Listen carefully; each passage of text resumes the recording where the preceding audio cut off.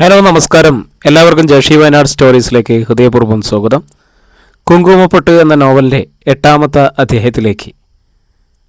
ഒക്കെ നീ സ്വയം ഉണ്ടാക്കിയ കുരുക്ക. ശ്രീദേവിയമ്മ മനോജിനെ കുറ്റപ്പെടുത്തി. അപ്പുമാഷിനെ കുട്ടിയെ നിനക്ക് ഇഷ്ടമാണെന്ന് പറഞ്ഞു. ചെന്ന് കണ്ടു, ആലോചിക്കാൻ ആവശ്യപ്പെട്ടു. അവിടെ എത്ര പെൺകുട്ടികളാണുള്ളതെന്ന് എനിക്കറിയോ? അവരുടെ പേരുകളും എനിക്ക് നിശ്ചയമില്ല. അപ്പുമാഷിൻ്റെ മൂത്ത മകളെന്ന് ഞാൻ പറഞ്ഞിരുന്നതല്ലേ?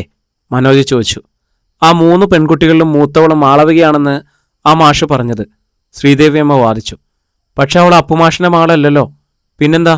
മനോജ് ചോദിച്ചു. മകളല്ലെങ്കിലും മകളെപ്പോലെ തന്നെയാണത്രേ ആ മാഷിനവള്. നീയും അങ്ങനെയാവും ധരിച്ചിട്ടുണ്ടാവുമെന്നാ അദ്ദേഹം പറഞ്ഞത്. കുട്ടിയുടെ പേര് പറഞ്ഞിട്ടില്ലാത്ത സ്ഥിതിക്ക് ആ കുട്ടി തന്നെയാവുമെന്ന് നീ സ്നേഹിക്കുന്നതെന്ന് ഞാനും കരുതി. അമ്മയ്ക്ക് എങ്ങനെ വേണമെങ്കിലും കരുതാമല്ലോ. മനോജ് നീരസത്തിൽ മുഖം തിരിച്ചു. ബാക്കിയുള്ളവരല്ലേ വെട്ടിലായത്? വെട്ടിലാവാനൊന്നുമില്ല ഏട്ടാ. വിനോദ് മനോജിനെ കളിയാക്കി. മാളവിക എന്ന കുട്ടിയും ഒരു സുന്ദരി തന്നെയാണ്. മേടിക്കുന്നീ എൻ്റെ കയ്യിൽ നിന്ന്. മനോജ് വിനോദിനെ നോക്കി കണ്ണുരുട്ടി. എനിക്ക് ഏതായാലും അമൃത എന്ന കുട്ടിയെ ഇഷ്ടമായത്, ശ്രുതി പറഞ്ഞു. മനോേട്ടന് ചേരുന്നതും ആ കുട്ടി തന്നെയാണ്. മറ്റേ കുട്ടി വേണാച്ചാ വിനുവേട്ടൻ നോക്കാം. ഇതേതേ പെണ്ണെ. വിനോദ് ശ്രുതിയുടെ നേർക്ക് കൈയോങ്ങി. ശ്രുതി ഓടിയകന്നു. ഇനി ഒരു മാർഗ്ഗമേ ഉള്ളൂ. ദേവകിയമ്മ മനോജിനെ സമാധാനിപ്പിച്ചു. നാളെ തന്നെ ആ മാഷിൻ്റെ അടുത്ത് നിന്ന് ഉള്ള കാര്യങ്ങൾ തുറന്നു പറയാം. മാഷും മറ്റേ പെൺകുട്ടികളൊക്കെ വേറെ തരത്തിലല്ലേ ധരിച്ചു വെച്ചിരിക്കുന്നത്. ഇനിയിപ്പോൾ എങ്ങനെ അവരുടെ മുഖത്ത് നോക്കുന്ന എൻ്റെ പ്രയാസം. മനോജ് മുഖം ചുടിച്ചു. അവർ തെറ്റിദ്ധരിച്ചത് നിന്റെ കുറ്റമല്ലല്ലോ. അതെയോ? ശ്രീദേവിയമ്മ ആരാഞ്ഞു. മനോജ് താടിക്ക് കൈതാങ്ങിയിരുന്നു. എല്ലാം അറിയാമായിരുന്നു. അമൃതയ്ക്കെങ്കിലും സത്യം തുറന്നു പറയാമായിരുന്നു. അയാൾ പിറുവിറുത്തു. ഞങ്ങൾ പരസ്പരം അറിയാവുന്ന കാര്യം അച്ഛനെ അറിയിക്കണ്ടെന്ന് അവളാ പറഞ്ഞത്. കാരണം ഡീറ്റെയിൽസ് ഒന്നും ഞാൻ അമ്മയുടെ അടുത്ത് പറയാതിരുന്നതാ. ഒടുവിൽ ചേച്ചേ, അമൃതയെ നീ വെറുതെ കുറ്റപ്പെടുത്തണ്ട, ശ്രീദേവിയമ്മ പറഞ്ഞു. ആ കുട്ടിയും നിസ്സഹായമായിട്ടിരിക്കും. ഞങ്ങൾ ചെന്ന കാര്യം പറഞ്ഞപ്പോൾ മാഷ് വിളിച്ചത് മരുമകളെയാണ്. മരുമകളുടെ കല്യാണം നടത്തിയ ശേഷമേ മകളുടെ നടത്തുമെന്ന് അദ്ദേഹം പറയുകയും ചെയ്തു. എങ്കിൽ അത് പറഞ്ഞാൽ മതിയല്ലോ. ഞാൻ വേണമെങ്കിൽ കാത്തിരിക്കുമല്ലോ. അമൃതയ്ക്ക് വേറെ കല്യാണാലോചന വരാൻ സാധ്യതയുണ്ടെന്ന് പറഞ്ഞതുകൊണ്ട് മാത്രമാണ് ഞാൻ ഇത്ര തിടുക്കം കൂട്ടിയത്. മനോജ് എഴുന്നേറ്റ് സ്വന്തം മുറിയിലേക്ക് പോയി. ചങ്ങാഴത്ത് വീട്ടിൽ അമൃത ഒഴികെയുള്ളവരെല്ലാം അങ്ങേയറ്റം സന്തോഷത്തിലായിരുന്നു. അപ്പുമാഷ് വീട്ടിലെ ആഭരണങ്ങളെല്ലാം എടുത്ത് പുറത്തു വെച്ചു. 10-20 പവനെങ്കിലും പൊന്നു വേണം. മാഷ് സ്വർണം കൈത്തലത്തിലിട്ട് ഏകദേശം തൂക്കാൻ നോക്കി. മാഷ് പറഞ്ഞു. ആശയുടെ കൈവശമുള്ള സ്വർണം ചോദിച്ചതും അവൾ കരയാൻ തുടങ്ങി. എന്തിനാച്ചാ ഈ പഴയ സ്വർണം മേടിക്കണത്? മാളുടെ അടുത്തേക്ക് പുതിയത് വാങ്ങിക്കൊടുത്താൽ പോരെ? പുതിയത് വാങ്ങാൻ എവിടെയാ കുട്ടി ഇവിടെ പണം? നിനക്ക് ആവശ്യം വരുമ്പോൾ ഞാൻ വേറെ വാങ്ങിത്തന്നാൽ പോരെ? ഉവ്. ആശ പുച്ഛത്തിൽ ചുമല് കുലുക്കി. ഇനി അച്ഛൻ കുറേ വാങ്ങിത്തരാൻ പോണു. ഉദ്യോഗത്തിലിരുന്നപ്പോൾ പോലും കഴിയാത്ത ആളാ. അപ്പുമാഷ് സ്തബ്ധനായി. ആ കണ്ണുകൾ നനഞ്ഞു. അങ്ങ് കൊടുത്തടേ ആ സ്വർണം? അമൃതയുടെ ശബ്ദം ഉയർത്തി. അത് അച്ഛൻ വാങ്ങിയതല്ലേ? അച്ഛൻ വാങ്ങിയതാണെങ്കിലോ? എനിക്കുകൊണ്ട് ഇത്തിരി അവകാശം, ആശ പറഞ്ഞു. എല്ലാം അങ്ങനെ മരുമക്കൾക്ക് കൊടുക്കണ്ട. അമൃത എടുത്തിയ പോലെ ഞാൻ സന്യസിക്കാനൊന്നും തീരുമാനിച്ചിട്ടില്ല. അമൃത ജീവച്ഛവമായിട്ടിരുന്നു. പ്രത്യക്ഷത്തിൽ സ്വന്തം ഏടത്തിയായ അമൃതയോടുള്ളതിലും ആശയ്ക്കടുപ്പം മാളവികയോടാണ്. എന്നാൽ സ്വന്തം കാര്യം വരുമ്പോൾ ആശയ്ക്ക് അവളാണ് എല്ലാറ്റിലും വലുത്. സ്വന്തം ആഭരണങ്ങൾ വെച്ചിരുന്ന പെട്ടിയെടുത്ത് അവൾ അകത്തേക്ക് പോയി. പോകുമ്പോൾ പിറുവിറുത്തു. വലിയ സ്വർണ്ണക്കട മുതലാളിയല്ലേ കല്യാണം കഴിക്കാൻ പോകുന്നത്? കല്യാണം കഴിഞ്ഞാൽ പിന്നെ ഒരു സ്വർണ്ണക്കട മുഴുവൻ ദേഹത്തണിയാലോ. പിന്നെന്തിനാ പാവങ്ങളുടേതിൽ കൈയിട്ട് വരുന്നത്? കല്യാണം കഴിയുമ്പോൾ നിനക്ക് ആവശ്യമുള്ളതെല്ലാം അവൾ തരുവടി, മാഷ് ഒന്നുകൂടി പറഞ്ഞു നോക്കി. ഉവ്വ്. ആശ പുച്ഛത്തിൽ തലകുലുക്കി. മാളോടത്തിയല്ലേ കക്ഷി? അന്ന് അച്ഛൻ്റെ അടുത്തുനിന്ന് പോകുവാണെന്ന് പറഞ്ഞു പോയപ്പോൾ ഉള്ളതെല്ലാം കെട്ടിപ്പെറുക്കിക്കൊണ്ടുപോയ ആളാ. അത് കേട്ട ജാള്യത്തിൽ മാളവികയുടെ മുഖം കുനിഞ്ഞു. അപ്പുമാഷ് ദയനീയമായിട്ട് അമൃതയെ നോക്കി. ഇതെല്ലാം കൂടി എടുത്തു വെച്ചാൽ കഷ്ടിച്ചൊരു 10 പവൻ കാണും. നല്ലൊരു കുടുംബത്തിലേക്ക് അയക്കുമ്പോൾ അല്പം കൂടി ഭേദമായിട്ട് വിടേണ്ടതല്ലേ മോളെ? വല്ല മാർഗമുണ്ടോയെന്ന് ആലോചിക്കാച്ച, അമൃത സാന്ത്വനിപ്പിച്ചു. ഈ സ്ഥലത്തിൽ കുറച്ച് കൊടുത്താലോ? അവൾ രക്ഷപ്പെടുന്ന കാര്യമല്ലേ? മാഷ് ചോദിച്ചു. അതിലും തെറ്റില്ല. അമൃതയുടെ തൊണ്ടയിടറി. മറ്റൊരു സന്ദർഭത്തിലായിരുന്നെങ്കിൽ വസ്തു വിറ്റ് കല്യാണം നടത്തുന്നതിനെ അവൾ എതിർത്തേനെ. ഏതായാലും ഷാരടി മാഷിനോടും അലവിയോടും കൂടി ഒന്ന് ആലോചിക്കാം. അപ്പുമാഷ് എഴുന്നേറ്റു. ആ രാത്രി അമൃതയ്ക്ക് ഒരുപോലെ കണ്ണടയ്ക്കുവാൻ കഴിഞ്ഞില്ല. തിടുക്കം കൂട്ടി മനോജിനെ കൊണ്ട് കല്യാണം ആലോചിച്ചതാണെന്ന് ഇപ്പോൾ വിനയായി തീർന്നിരിക്കുന്നത്. ശ്രീറാമിന് ആലോചന വന്ന പ്രശ്നമുണ്ടാകാതിരിക്കാൻ ചെയ്തതാണ്. ചക്കിന് വെച്ചത് കൊക്കിന് കൊണ്ടു. ശ്രീറാമിന് ആലോചന ആദ്യം വരുന്നതായിരുന്നു നല്ലത്. എങ്കിൽ അച്ഛനത് മാളവികയ്ക്ക് നൽകിയേനെ. താൻ രക്ഷപ്പെടുകയും ചെയ്തേനെ. ഇനിയിപ്പോൾ എന്താണ് ചെയ്യുകയെന്ന് അമൃതയ്ക്ക് അറിയില്ലായിരുന്നു. പിറ്റേന്ന് രാവിലെ അച്ചാറ് കമ്പനിയിലേക്ക് പോകാനായിട്ട് അമൃത ഇടവഴിയിൽ നിന്നും ടാർ റോഡിലേക്ക് കയറിയതേ ഉള്ളൂ. കൃത്യസമയത്ത് തന്നെ മനോജിൻ്റെ ബൈക്ക് അവളുടെ മുന്നിൽ വന്നു നിന്നു. ആ മുഖത്ത് നോക്കാനാവാതെ അമൃതയുടെ ശിരസ് താണുപോയി. ഒന്നിങ്ങ് നോക്കിയേ, മനോജ് പരിഹാസത്തിൽ ആവശ്യപ്പെട്ടു. വിഷമിച്ച് അമൃത മുഖമുയർത്തി. അച്ഛനെ കാണാനായി വന്നതാ ഞാൻ. അതിനു മുൻപേ മോളെ ഒന്ന് കണ്ടേക്കാമെന്ന് വെച്ചു. അമൃത നിസ്സഹായ ഭാവത്തിൽ മനോജിനെ നോക്കി. എന്താ, വല്ലതും പറയാനുണ്ടോ? മനോജ് ചോദിച്ചു. ഞാനെന്താ പറയാ? അമൃതയുടെ തൊണ്ടയിടറി. വലിയ തൻ്റെടിയായിരുന്നില്ലേ? അടുത്തു വരുന്ന ആണുങ്ങൾ വിറപ്പിക്കുന്ന പെൺപുലി. പെട്ടെന്നിപ്പോൾ എങ്ങനെ ഇത്ര ദുർബലയായി? എന്നെ ദുർബലയാക്കിയതല്ലേ? അമൃത ചോദിച്ചു. ആ കുറ്റം എൻ്റെ തലയിൽ വയ്ക്കുക? അത് കുറ്റമാണെന്ന് എനിക്കറിയില്ല. എങ്കിൽ എനിക്ക് ചിലതറിയാം. മനോജിൻ്റെ മുഖം കനത്തു. എനിക്ക് ഈ ആൾമാറാട്ട കളിയിലൊന്നും ഒരു താല്പര്യമില്ല. ഏടത്തിയെ കാണിച്ച് അനിയത്തിയെ കെട്ടിച്ചു, അനിയത്തിയെ കാണിച്ച് ഏടത്തിയെ കെട്ടിച്ചു എന്നെല്ലാം കേട്ടിട്ടേ ഉള്ളൂ. അത് നമുക്ക് വഴങ്ങുന്ന ശീലമല്ല. അമൃത മറുപടിയൊന്നും പറഞ്ഞില്ല. താൻ ഒരാൾ പറഞ്ഞിട്ടാണ് എൻ്റെ അമ്മയെ ഞാൻ അങ്ങോട്ട് അയച്ചത്. മാഷിൻ്റെ മകൾ അമൃതയെ എനിക്ക് കല്യാണം കഴിച്ചു തരണം. ഞങ്ങൾ തമ്മിൽ ഇഷ്ടമായെന്ന് തുറന്നടിക്കാൻ എനിക്ക് ധൈര്യക്കുറവൊന്നും ഉണ്ടായിരുന്നില്ല. അച്ഛനെന്ത് വിചാരിക്കുമെന്ന് ഭയന്ന തനിക്കല്ലായിരുന്നോ? എന്നിട്ട് ആ അച്ഛൻ ചെയ്തതെന്താ? തനിക്ക് പകരം മരുമകളെ പിടിച്ച് മുന്നിൽ നിർത്തി കാണിച്ചു വിട്ടു. അമൃതയുടെ കണ്ണുകൾ നിറഞ്ഞു. അച്ഛൻ തെറ്റിദ്ധരിച്ചതാ. തനിക്ക് തിരുത്താമായിരുന്നില്ലേ? എല്ലാവരും നിൽക്കാൻ ഞാൻ എങ്ങനെയാ? എന്തു വേണമെന്നറിയാതെ ഞാൻ ശരിക്കും വിഷമിച്ചു. എനിക്കൊന്നിനും ആയില്ല. അമൃത വിങ്ങിപ്പൊട്ടി.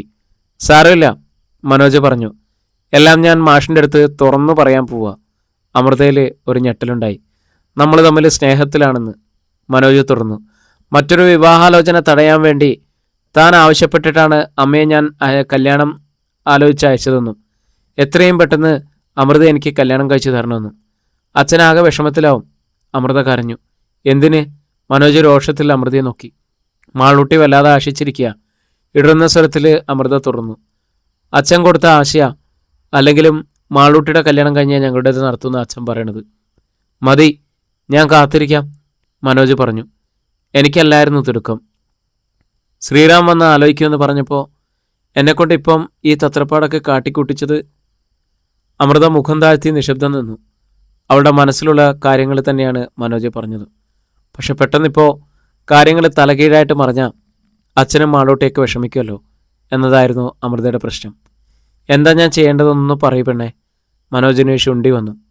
എല്ലാം ഞാൻ ചെന്ന് തൻ്റെ അച്ഛൻ്റെ അടുത്ത് പറഞ്ഞ് തിരുത്തട്ടെ, അതോ താൻ തന്നെ കാര്യങ്ങൾ പറഞ്ഞ് നേരെയാക്കുമോ? അമൃതയ്ക്ക് വീർപ്പൂട്ടലുണ്ടായി. എങ്ങനെയാ ഞാൻ ചെന്ന് എൻ്റെ അച്ഛൻ്റെ അടുത്ത് പറയാം? എങ്കിൽ എന്നെ ആ ഭാരം ഏൽപ്പിക്കുക, അതല്ലെങ്കിൽ പിന്നെ ഒരു മാർഗ്ഗം എൻ്റെ മുന്നിലുള്ളൂ. എന്താണ് എന്ന അർത്ഥത്തിൽ അമൃത മനോജിനെ നോക്കി. തൻ്റെ ധർമ്മസങ്കടവും തൻ്റെ അച്ഛൻ്റെ മരുമകളോടുള്ള സ്നേഹവും മാളൂട്ടിയുടെ ആസ്ഥാനത്തുള്ള ആശയം എല്ലാം കണക്കിലെടുത്ത് തൻ്റെ അച്ഛന് പറ്റിയ അബദ്ധം ഞാനങ്ങ് അംഗീകരിക്കുക. എന്നുവെച്ചാൽ എന്താ? മാളൂട്ടിയെ ഞാനങ്ങ് കല്യാണം കഴിക്കുക, അതുതന്നെ. അമൃത പകച്ചുപോയി. ആലോചനയുമായിട്ട് ശ്രീറാം വരുമ്പോൾ താൻ അയാളെ അങ്ങ് സ്വീകരിക്കുക. സംഗതി ക്ലീൻ. പല്ലി ഞെരിച്ചുകൊണ്ട് മനോജ് അമൃതയെ നോക്കി. അതായിരുന്നല്ലോ തൻ്റെ ഉദ്ദേശം. തൻ്റെ പിന്നാലെ നടന്ന് എന്നെ പിടിച്ച് തൻ്റെ അച്ഛൻ്റെ മരുമകൾക്ക് ആളാക്കുക. കുടുംബസ്നേഹമുള്ള പെൺകുട്ടി ചെയ്യേണ്ട കാര്യം തന്നെ. മതി പറഞ്ഞത്. അമൃതയുടെ കണ്ണുകൾ നിറഞ്ഞു. അത് മനോജ് കാണാതിരിക്കാനായി അവൾ മുഖം തിരിച്ചു. ഞാൻ പോവാം. പക്ഷേ എനിക്കങ്ങനെ മതിയാക്കാറായില്ല. മനോജിൻ്റെ മുഖത്ത് വീറും രോക്ഷവും നിറഞ്ഞു. തൻ്റെ അച്ഛൻ്റെ മരുമകളുടെ ആളാവാൻ മനോജിനെ കിട്ടില്ല. ഏതെങ്കിലും ഒരുത്തിയെ വേണ്ടിയിട്ടല്ല ഞാൻ തൻ്റെ പിന്നാലെ വന്നത്. തന്നെ വേണ്ടിയിട്ട് തന്നെയാണ്. തന്നെ മാത്രം വേണ്ടിയിട്ടാണ്. മനസ്സിലെങ്കിലും പറഞ്ഞോ, ഒഴിഞ്ഞു പോയേക്കാം. മനസ്സാ, 100 വട്ടം മനസ്സാ. അതുകൊണ്ടാണ് ഞാൻ. ശബ്ദിക്കാൻ കഴിയാതെ അമൃത പാതയിൽ നിർത്തി. മനോജിൻ്റെ മുഖത്ത് ശോഭ ഒന്നടങ്ങി.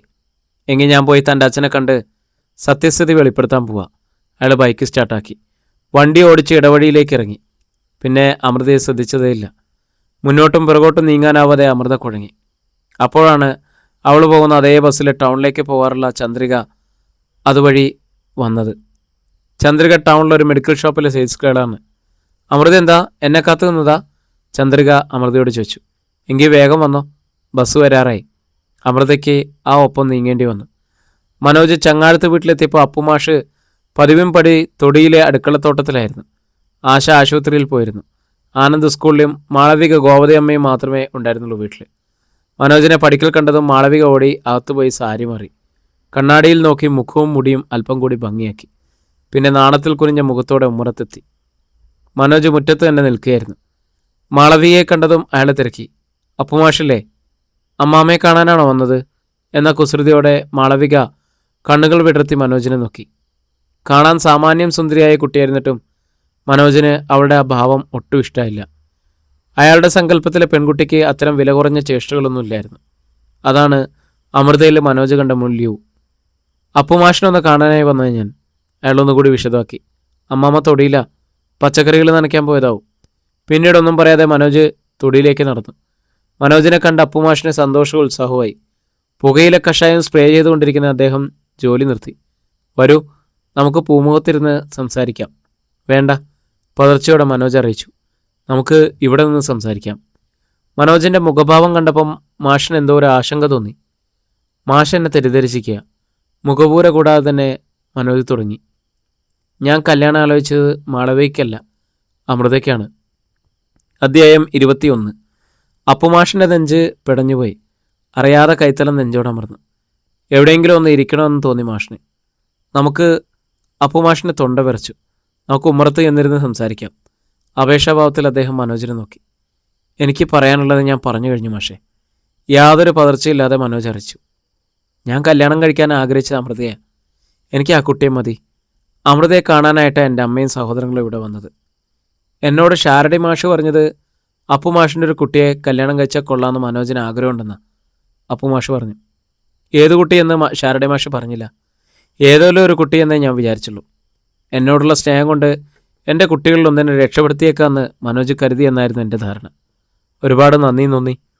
എന്നോടുള്ള സഹാനുഭൂതി കൊണ്ടല്ല, അമൃതയോടുള്ള സ്നേഹം കൊണ്ടാണ് മനോജ് ഇങ്ങനെ ഒരു ആലോചന വെച്ചതെന്ന് ഞാൻ അറിഞ്ഞില്ല. അദ്ദേഹം വിശദീകരിച്ചു. ആ കണ്ണുകൾ നിറഞ്ഞു. തെറ്റെൻ്റേതാ. അപ്പുമാഷിൻ്റെ വ്യസനം കണ്ടപ്പോൾ മനോജിന് അലിവ് തോന്നി. അമൃത എന്ന പേര് വ്യക്തമായിട്ട് ഞാൻ അമ്മയുടെ അടുത്ത് പറഞ്ഞു വിടേണ്ടതായിരുന്നു. ഇങ്ങനെ ഒരു തെറ്റിദ്ധാരണ ഉണ്ടാവുമെന്ന് ഞാൻ പക്ഷെ വിചാരിച്ചില്ല. മാത്രമല്ല, അച്ഛനെ ഈ വിവരം അറിയരുതെന്ന് അമൃതയ്ക്ക് നിർബന്ധമുണ്ടായിരുന്നു. അപ്പോൾ അവൾക്കും ഈ വിവരം അറിയാമായിരുന്നോ? മാഷിൻ്റെ മുഖം വിങ്ങി.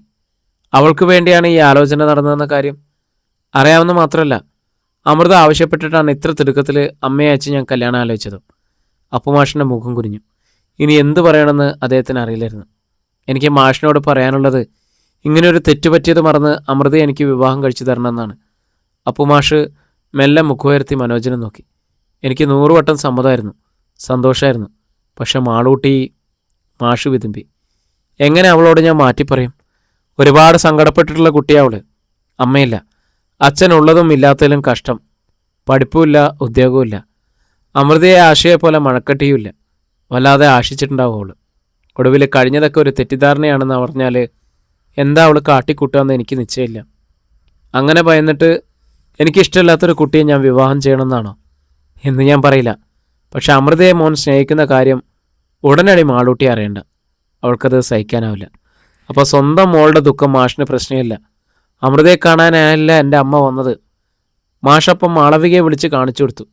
അത് കണ്ടും അറിഞ്ഞും സ്നേഹിച്ചും സഹിച്ചു നിന്നില്ലേ അമൃത? മനോജ് ചോദിച്ചു. എന്തിനാ അവൾ സഹിച്ചു നിന്നത്? അപ്പുമാഷ ആരോഞ്ഞു. അപ്പോൾ തന്നെ സത്യം പറയായിരുന്നില്ലേ അവൾക്ക്? എങ്കിൽ ഈ പ്രശ്നങ്ങളൊന്നും ഉണ്ടാകുമായിരുന്നില്ലല്ലോ. വെറുതെ ആ പാവം കുട്ടിയെ ആശിപ്പിച്ചു. കല്യാണത്തിനെന്ന് പറഞ്ഞ് ഇവിടെ ഇരുന്ന് ആഭരണങ്ങളൊക്കെ എടുത്തു കൊടുത്തു ഞാൻ. ഒടുവിൽ കല്യാണം നടക്കാൻ പോകുന്നത് അമൃതയുടേതാണെന്നറിഞ്ഞാൽ അമ്മാമ്മ ചതിച്ചതാണെന്ന് അവൾക്ക് തോന്നും. അല്ലെങ്കിലും മാളുവിൻ്റെ കല്യാണം കഴിയാതെ അമൃതയുടെയോ ആശയുടെയോ നടക്കുന്നത് ശരിയല്ല. ഞാൻ എൻ്റെ പെങ്ങൾക്ക് കൊടുത്ത വാക്കാത്. അപ്പം ഞാനെന്താ വേണ്ടത്? മനോജിൻ്റെ മുഖമുരുണ്ടു. ദൈവത്തെ ഓർത്ത് നിങ്ങളുടെ ഇഷ്ടം തൽക്കാലം മാളും അറിയരുത്. അറിഞ്ഞാൽ അവൾ വല്ല അവിവേകവും കാട്ടിന്നിരിക്കും. അതെനിക്ക് താങ്ങാൻ കഴിയില്ല. തൽക്കാലം എന്ന് പറഞ്ഞാൽ എത്ര കാലത്തേക്ക് ഞങ്ങളിത് ഒളിക്കണം? മാളുവിൻ്റെ മനസ്സൊന്ന് മാറും വരെ. ആ മനസ്സ് മാറുമോ? മറ്റെന്തെങ്കിലും കാരണത്തിൻ്റെ പേരിൽ ഈ ആലോചന തെറ്റിപ്പോയി എന്ന് അവളെ വിശ്വസിപ്പിക്കും. എന്നിട്ട് അവളെ വേറെ ആർക്കെങ്കിലും കല്യാണം കഴിച്ചു കൊടുക്കും. അത് കഴിഞ്ഞ് ഈ സത്യം അറിഞ്ഞാലും പ്രശ്നമില്ലല്ലോ. അപ്പോഴും അമ്മാമ്മ ചതിച്ചെന്ന് മാളവികയ്ക്ക് തോന്നാം, മനോജ് പറഞ്ഞു. പക്ഷേ അവൾക്ക് സ്വന്തം ഒരു ജീവിതം ഉണ്ടായിരിക്കുമല്ലോ. അതുകൊണ്ട് അവൾക്കത് താങ്ങാൻ കഴിയും. അപ്പുമാഷെ, അതുവരെ ഞാൻ കാത്തിരിക്കണം. മനോജ് അപ്പുമാഷിനെ നോക്കി. അപ്പുമാഷിൻ്റെ മുഖം ദയനീയമായിരുന്നു. ആദർശത്തിൻ്റെ പേരിലായാലും മാഷ് സ്വന്തം കുട്ടിയോട് കാട്ടുന്നത് ക്രൂരതയാണെന്നേ ഞാൻ പറയൂ. മനോജ് തിരിഞ്ഞു നടന്നു. അയാളെ പിണങ്ങിപ്പോവുകയാണോ എന്ന് സംശയം തോന്നിയതുകൊണ്ട് അപ്പുമാഷ് പിന്നാലെ ചെന്നു.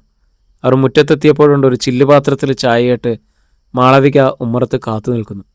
മനോജിനെ കണ്ടതും അവൾ നാണത്തിൽ തുണുത്തു. മനുവേട്ട ചായ. ഗ്ലാസ് മനോജിൻ്റെ നേർക്ക് നീട്ടിക്കൊണ്ട് അവൾ നടന്നെടുത്തു. മനോജിൻ്റെ മുഖം കണ്ടപ്പോൾ അയാൾ അത് സ്വീകരിക്കില്ലെന്ന് അപ്പുമാഷിന് തോന്നി. അതുകൊണ്ട് അദ്ദേഹം ശബ്ദം താഴ്ത്തി അപേക്ഷിച്ചു, മനോജ് അത് വാങ്ങണം. എന്നോട് കാട്ടുന്ന ഒരു കരുണയെന്ന നിലയ്ക്കെങ്കിലും സ്പെഷ്യലായിട്ട് എടുത്തതാ, നന്നായിട്ടുണ്ടോന്ന് നോക്ക്. മാളവിക കൊഞ്ചി. ഒരിക്കൽ അമൃതയെ കാണാൻ വേണ്ടി ജ്വല്ലറിയിൽ വെച്ച് മാളവികയോട് മനഃപൂർവ്വം കിന്നാരം പറഞ്ഞത് മനോജ് ഓർത്തു. അന്നേ മനസ്സിലായി ഇവളൊരു തനി പഞ്ചാരയാണെന്ന്. അത്തരം ഒരുവളല്ല എന്നതായിരുന്നു അമൃതയിൽ കണ്ട ആകർഷണവും. നന്ദി. മാളവികയുടെ കയ്യിൽ നിന്നൊരു ഗ്ലാസ് വാങ്ങി ഒറ്റ വലിക്ക് കാലിയാക്കി തിരികെ ഏൽപ്പിച്ചു മനോജ്. പിന്നെ ഒരു അക്ഷരം മിണ്ടാതെ തിരിഞ്ഞു നടന്നു. മനോജ് പോയി കഴിഞ്ഞതും മാളവിക പരിഭ്രമത്തോടെ അപ്പുമാഷോട് ചോദിച്ചു, എന്താ അമ്മാമേ മനോജിൻ്റെ മുഖം വല്ലാതിരിക്കുന്നത്? ഒന്നുമില്ല, നിനക്ക് തോന്നിയതാ. അപ്പുമാഷ് ഒഴിഞ്ഞു മാറാൻ നോക്കി. എന്തിനാ മനോജിനിപ്പോൾ വന്നത്? മാളവിക വിടുന്നില്ല. മാഷിനപ്പോൾ ഒരു പഴുത് കിട്ടി. വളരാൻ പാടില്ലാത്ത എന്തോ കുരുന്നിലത്തിന് നുള്ളിക്കളയുന്നതാണ് ബുദ്ധി. കല്യാണം ഉടനെ നടത്തണമെന്ന് പറയാനാണ് വന്നത്. മനസാക്ഷിക്ക് ചേരാത്ത ഒരു നുണയാണെന്ന് അപ്പുമാഷ് പറഞ്ഞു. മാളവിയുടെ മുഖം ഒരു പൂവായിട്ട് വിടർന്നു. കൺകോണാൽ അവൾ അപ്പുമാഷെ നോക്കി. അപ്പുമാഷിൻ്റെ മുഖത്തെ മ്ലാനത മാളവികയെ അത്ഭുതപ്പെടുത്തി. ഉടനെ കല്യാണം നടത്തുന്നത് അമ്മാമ്മയ്ക്ക് ഇഷ്ടമല്ല ആവോ? മാളവിക ചോദിക്കാതെ തന്നെ അപ്പുമാഷ അതിനുള്ള മറുപടിയും പറഞ്ഞു. ഇന്നേ നടത്തിയാൽ കൊള്ളാമെന്ന് എനിക്ക് ആഗ്രഹമുണ്ട്. പക്ഷെ മനോജിൻ്റെ കുടുംബത്തിന് സ്ഥിതിക്കൊത്തവണ്ണം നടത്തേണ്ട മോളെ. 101 പവനെങ്കിലും വേണമെന്നാണ് മനോജ് പറയണത്. പക്ഷേ എനിക്കെന്താവും? മനോജിനെതിരെ അങ്ങനെ ഒരു കള്ളം പറയുന്നതിൽ അപ്പുമാഷിന് നല്ല വിഷമമുണ്ടായിരുന്നു. പക്ഷേ ഇലയെയും മുള്ളിനെയും രക്ഷിച്ചല്ലേ പറ്റൂ. 101 പവൻ വേണമെന്ന് മനോജേട്ടൻ പറഞ്ഞു. തീരെ വിശ്വാസമില്ലാത്ത മട്ടിലാണ് മാളവിക ചോദിച്ചത്. പൊന്നോ പണവോ ഒന്നും ആവശ്യമില്ലെന്നല്ലേ മുമ്പ് പറഞ്ഞത്? അണ്ടിയോട് അടുക്കുമ്പോഴല്ലേ മാങ്ങയുടെ പുളിയറിയൂ. അപ്പുമാഷ് മുഖം ചൊളിച്ചു. പൊന്നുണ്ടാക്കിയാൽ മാത്രം പോരാ, അവരുടെ നിലയ്ക്കൊത്ത കല്യാണം ആയിരിക്കണം. എല്ലാം കൂടി നല്ലൊരു തുക വേണ്ടിവരും. അണ്ണാന് ആനയെപ്പോലെ വായ വിളിക്കാൻ പറ്റുമോ? മാളവികയുടെ മുഖം വല്ലാതെയായി. കണ്ണുകൾ നനഞ്ഞു. മാളവികയുടെ സ്ഥാനത്ത് അമൃതയായിരുന്നെങ്കിൽ തനിക്ക് ഇങ്ങനൊരു കല്യാണം വേണ്ടെന്ന് പറഞ്ഞേനെ. അങ്ങനെ ഒരു മറുപടിക്കായി അപ്പുമാഷ് കാത്തത്. അച്ഛനോടെ നല്ല നിലയ്ക്കാണല്ലോ. അപ്പുമാഷനെന്ന് നോക്കിയിട്ട് മുഖം കുനിച്ചു നിന്ന് മാളവിക പറഞ്ഞു. ചെറിയമ്മയുടെ കഴുത്ത് നിറയെ ആഭരണങ്ങളാണ്. ഞാൻ ചെന്നൊന്ന് ചോദിച്ചാലോ? ജീവിതത്തിൽ ആദ്യമായിട്ട് അപ്പുമാഷിന് മാളവികയോട് ദേഷ്യം തോന്നി. അച്ഛൻ്റെ അവിടെ ചെന്ന് നീ കണ്ടതാണല്ലോ. അപ്പുമാഷ് ആരാഞ്ഞു. അച്ഛനും കുഞ്ഞമ്മയും എങ്ങനെ പണമുണ്ടാക്കണമെന്ന് നീ മനസ്സിലാക്കിയല്ലോ. മാളവികയുടെ മുഖത്തേക്ക് തുറച്ചു നോക്കി മാഷ്. ആ പണം പൊന്നൊക്കെ നിനക്ക് വേണോ? പെട്ടെന്ന് മാളവികയെ എങ്ങലടിച്ച് കരയാൻ തുടങ്ങി. അതോടെ ആ മാഷ് അപേക്ഷിച്ചു, വേണ്ട, മറ്റെന്തേലും വഴിയുണ്ടോയെന്ന് നോക്കട്ടെ.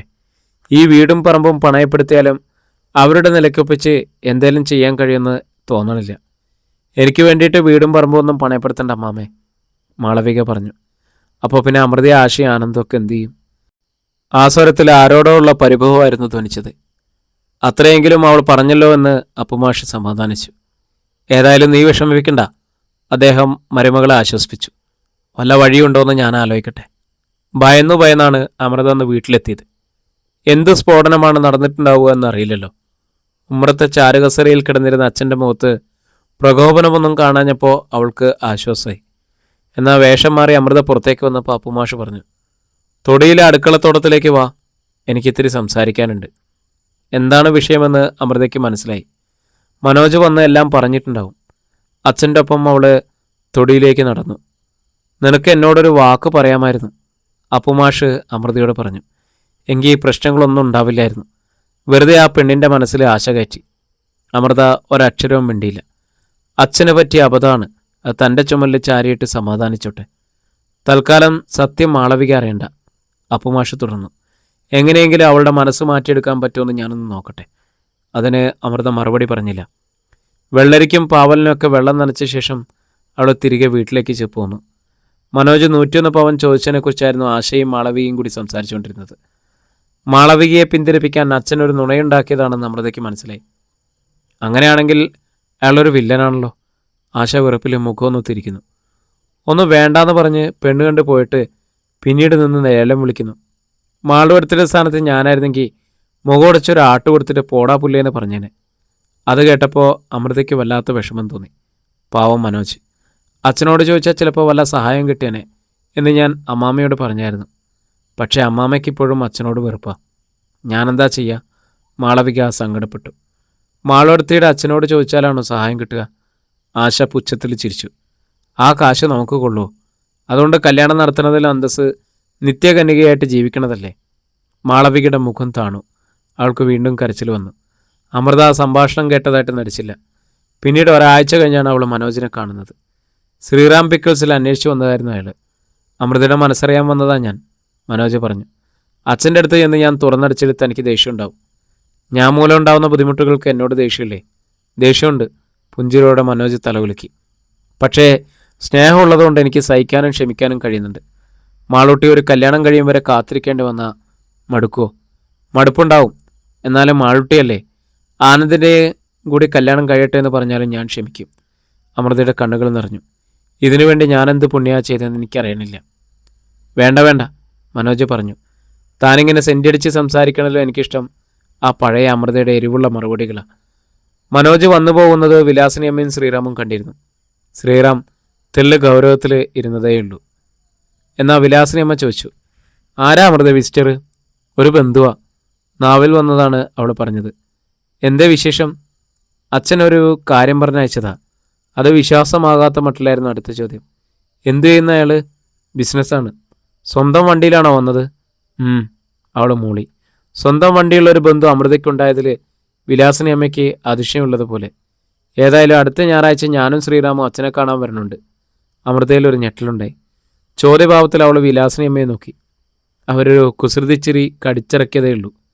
അമൃതയുടെ നെഞ്ചിൽ വീണ്ടും ആദിയായി. തുടർന്ന് വന്ന ഞായറാഴ്ച രാവിലെ ശ്രീറാമിൻ്റെ ജീപ്പ് ചങ്ങാഴത്തെ പടിക്കൽ വന്നു നിന്നു. അധ്യായം 22. ശ്രീറാമും അമ്മ വിലാസിനി അമ്മയും മാത്രമേ ഉണ്ടായിരുന്നുള്ളൂ ജീപ്പിൽ. പടികടന്ന് അവർ വീട്ടിലേക്ക് നടന്നു വരുന്നത് അടുക്കളയിലെ ജനാല വഴി അമൃത കണ്ടു. സാധാരണഗതിയിൽ അവളാണ് ചെന്ന് സ്വീകരിക്കേണ്ടത്. അവൾ ജോലി ചെയ്യുന്ന സ്ഥാപനത്തിൻ്റെ ഉടമസ്ഥയും മകനുമാണ്. ഇപ്പോൾ പക്ഷേ അമൃതയ്ക്ക് വല്ലാത്ത ജാളിയും ഭയവും. അവരുടെ ആഗമനോദ്ദേശത്തെക്കുറിച്ച് ശങ്കയായിരുന്നു കാരണം. മനോജിൻ്റെ അമ്മയും സഹോദരങ്ങളും വന്നത് ഉൾക്കുളിരോടെയാണ് കണ്ടുനിന്നത്. എന്നിട്ടും അനുഭവം ഹൃദയത്തെ തകർക്കുന്നതായിരുന്നു. ഇതിപ്പോൾ എങ്ങനെയാണോ കലാശിക്കുക? മനോജിൻ്റെ അമ്മയുടെ മുന്നിൽ മാളൂട്ടിയെ കൊണ്ടുവന്ന് നിർത്തിയ സ്ഥിതിക്ക് ഇവരുടെ മുന്നിലേക്ക് സ്വാഭാവികമായിട്ടും തന്നെ വിളിക്കും. പക്ഷെ വിലാസിനി അമ്മയ്ക്ക് മകനെ തന്നെ കാണേണ്ട കാര്യമില്ല.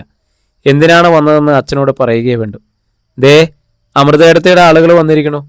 ആശ അടുക്കളയിലെ വാതുക്കൽ ചെന്നറിയിച്ചു.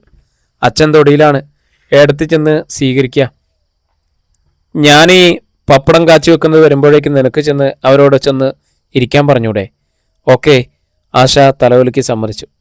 അതിഥികളെ സ്വീകരിക്കുന്നതും സൽക്കരിക്കുന്നതും ഒക്കെ എനിക്ക് വലിയ സന്തോഷമുള്ള കാര്യങ്ങളാണ്. ഏടത്തി ഇനിയിപ്പോൾ ഉമ്മറത്തേക്ക് വന്നില്ലെങ്കിലും പ്രശ്നമില്ല. പക്ഷെ മേഡത്തിൻ്റെ മകന് കൂടെയുണ്ട്. കക്ഷിക്കെങ്ങാൻ ഏടത്തിയെ കാണണമെന്ന് തോന്നിയാൽ ഞാൻ ചുറ്റും കേട്ടോ. അമൃത തിരിഞ്ഞ് താക്കീതിൻ്റെ ഭാവത്തിൽ ആശയൊന്ന് നോക്കി. പൊട്ടിച്ചിരിച്ചുകൊണ്ട് ആശ പുറത്തേക്ക് നടന്നു. പാവാടയും ധാവണിയുമായിരുന്നു ആശയുടെ വേഷം. ആ വേഷം ഏറെ സുന്ദരിയും ശാലീനയുമായിട്ട് കാണപ്പെട്ടു. അവള് ഇറുകെ പിന്നിയിട്ട നീളം മുടി മുന്നോട്ടെടുത്തുകൊണ്ട് ആശ ഉമ്മറവാതക്കൽ എത്തുമ്പോൾ ശ്രീറാമും വിലാസിനിയമ്മയും ഒതുക്കുകല്ലിൽ ശങ്കിച്ചു നിൽക്കായിരുന്നു. അപ്പുമാഷ്? ശ്രീറാം അന്വേഷിച്ചു. തൊടിയിലുണ്ട്, ആശ പുഞ്ചിരിച്ചു. അമൃതയോ? വിലാസിനിയമ്മ തിരക്കി. അടുക്കളയിലുണ്ട്, പപ്പടം കാച്ചുക. പിന്നെ പൂമുഖത്ത് സോഫയിലേക്ക് ചൂണ്ടി ആശ വിനയപുരസരം അഭ്യർത്ഥിച്ചു. ഇരിക്കൂ, ഞാൻ അച്ഛനെ വിളിച്ചോണ്ട് വരാം. ഒതുക്കിറങ്ങി അവള് തൊടിയിലേക്ക് ഓടി. കൗതുകത്തോടെ ശ്രീറാം അവളെ ശ്രദ്ധിച്ചു.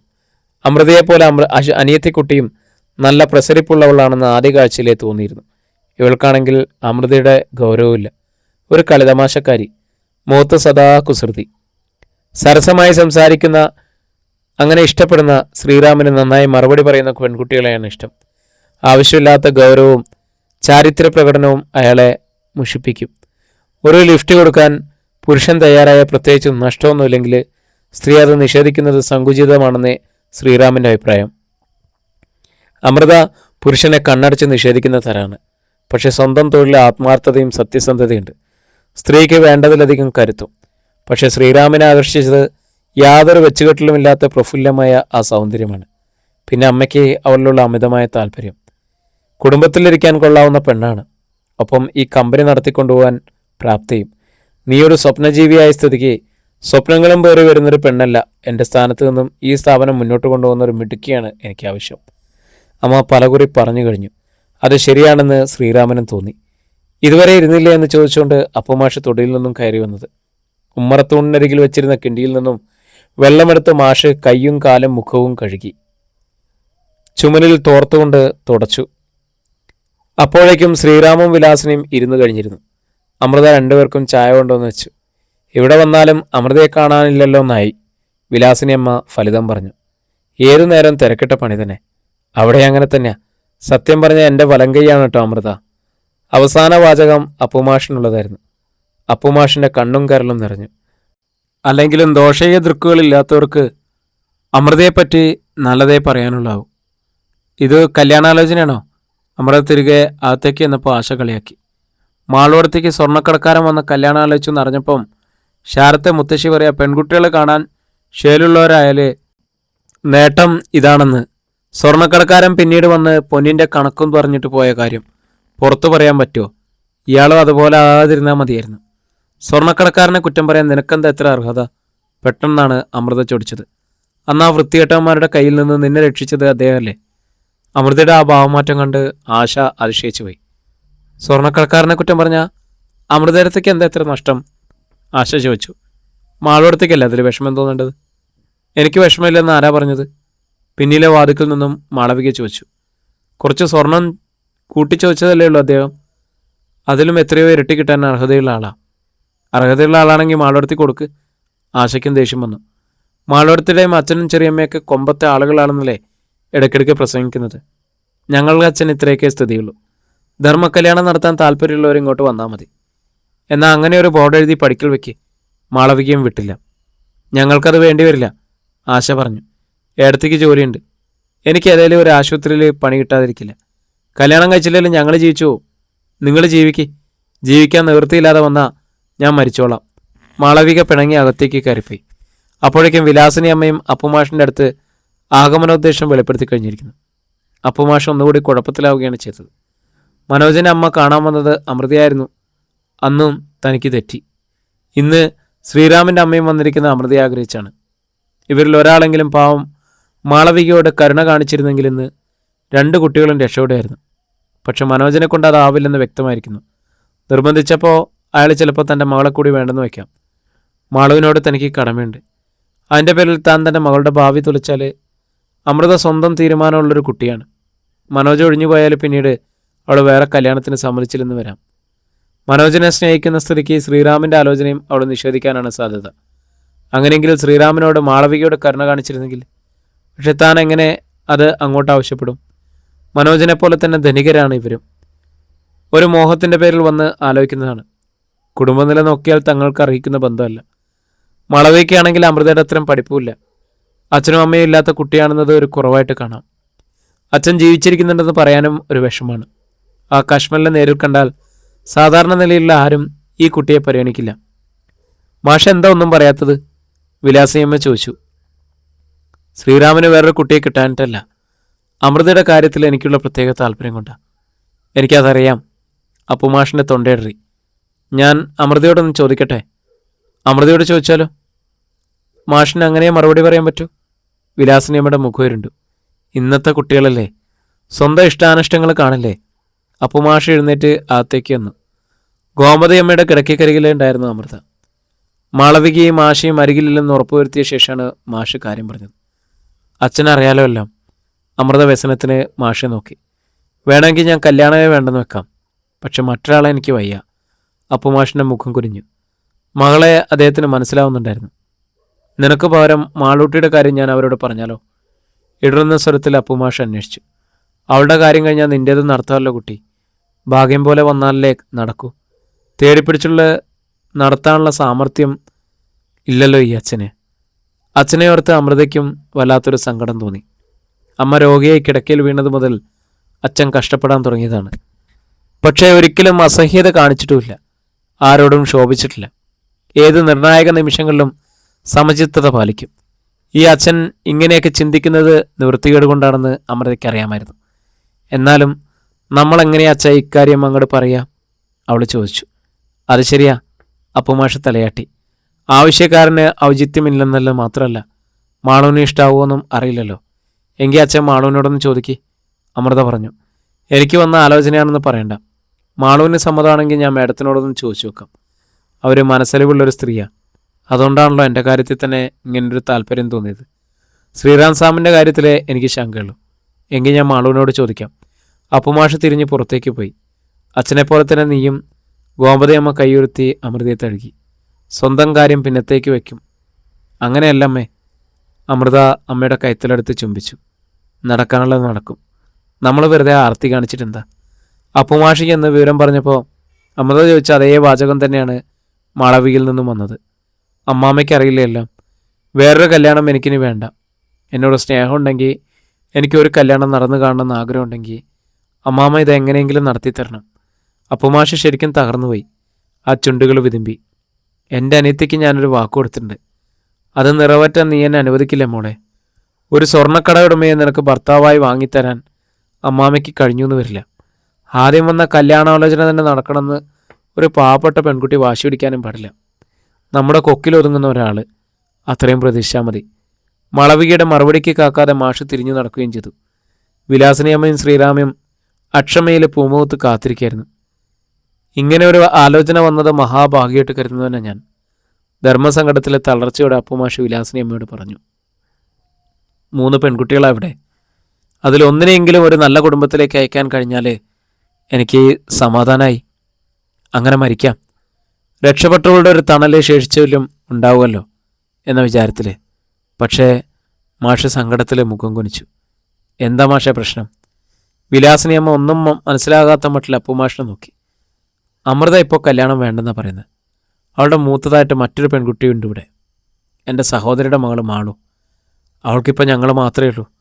മാളുവിൻ്റെ കല്യാണം കഴിഞ്ഞിട്ട് മതി അമൃതയ്ക്ക്.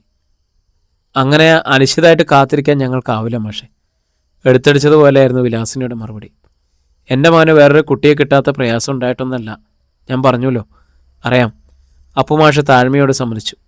ഈ വീട്ടിൽ അമൃതയല്ലാത്ത 2 പെൺകുട്ടികൾ കൂടിയുണ്ട്. അവരുടെ കാര്യത്തിൽ എനിക്ക് സമ്മതം. പക്ഷെ എനിക്ക് സമ്മതമല്ല, വിലാസിനി അമ്മ പറഞ്ഞു. അമൃത എല്ലാം തികഞ്ഞവളായതുകൊണ്ടല്ല ഞാൻ അവളെ മരുമകളാക്കാൻ ആഗ്രഹിച്ചത്. അവളോട് തോന്നിയ ഒരു സഹതാപം കൊണ്ടുകൂടിയാ. ദയ കാട്ടിയാൽ നന്ദി ഉണ്ടാവുമല്ലോ എന്ന വിചാരത്തിൽ. അതുണ്ടാവില്ലെന്ന് ഇപ്പോൾ ഉറപ്പായി. അവളെ വേണ്ടെന്ന് വെച്ചാൽ പിന്നെ ഈ വീട്ടിൽ നിന്ന് തന്നെ പെണ്ണ് സ്വീകരിക്കണമെന്നുണ്ടോ? നല്ല സാമ്പത്തികമുള്ള ഏതെങ്കിലും കുടുംബത്തിൽ നിന്ന് ഒരു കുട്ടിയെ കിട്ടില്ല ഞങ്ങൾക്ക്. അപ്പുമാഷിൻ്റെ മുഖം കുനിഞ്ഞു. അമ്മ അങ്ങനെ പറയണ്ട. ശ്രീറാം പെട്ടെന്ന് ഇടയിൽ കയറി. മാഷിന് ഇഷ്ടമാണെങ്കിൽ അമൃതയുടെ അനിയത്തിയെ കല്യാണം കഴിക്കാൻ ഞാൻ തയ്യാറാണ്. കഴിഞ്ഞകുറി വന്നപ്പോഴും ഞാൻ ആ കുട്ടിയെ കണ്ടതാ. അമൃതയേക്കാൾ എനിക്കിഷ്ടമായത് ആ കുട്ടിയെ. തന്നെ നിഷേധിച്ച് അമൃതയുടെ മുഖത്ത് ആഞ്ഞു തൊഴിക്കാൻ വേണ്ടിയായിരുന്നു ശ്രീറാം അങ്ങനെ പറഞ്ഞത്. സംഗതി നടന്നാൽ അമൃതയുടെ അഹങ്കാരത്തിന് പിഴമൂളിക്കുകയും ചെയ്യാം എന്നാണ് അയാൾ കരുതിയത്. എന്താ ശ്രീറാം നീ ഈ പറയണത്? വിലാസിനി അമ്മ അമ്പരപ്പിൽ മകനെ നോക്കി. സത്യം. ശ്രീറാം പുഞ്ചിരി തൂക്കി. സത്യം ഞാൻ പറഞ്ഞത്. അത് കേട്ട് വാതുക്കൽ നിന്നിരുന്ന അമൃതയോടും മാളവികയോടും ഒപ്പം നിന്നിരുന്ന ആശയുടെ മുഖം മഴമേഘം കണ്ട മയിൽപ്പേടയായിട്ട് മാറി. പ്രിയരെ, നമ്മുടെ കഥ ഇവിടെ തുടരുകയാണ് കേട്ടോ. ഇതിൻ്റെ അടുത്ത ഭാഗമായിട്ട് നാളെ നമ്മൾ വീണ്ടും കാണുന്നു. ഒത്തിരി സ്നേഹത്തോടെ നിങ്ങളുടെ സ്വന്തം Jashi Wayanad on sleeping pills audio time.